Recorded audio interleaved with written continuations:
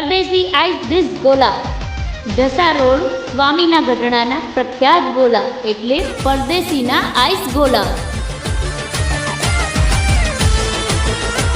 કાજુ બદામ માવા મલાઈથી ભરપૂર એટલે પરદેશીના આઈસ ગોલા. ખાટા મીઠા અવનવા સ્વાદના ગોલા એટલે પરદેશીના આઈસ ગોલા. કેડબરી, બ્લૂબેરી, ઓરેન્જ, પાઇનેપલ અને રાસબરી. લચકદાર ગોલા એટલે પરદેશીના આઈસ ગોલા.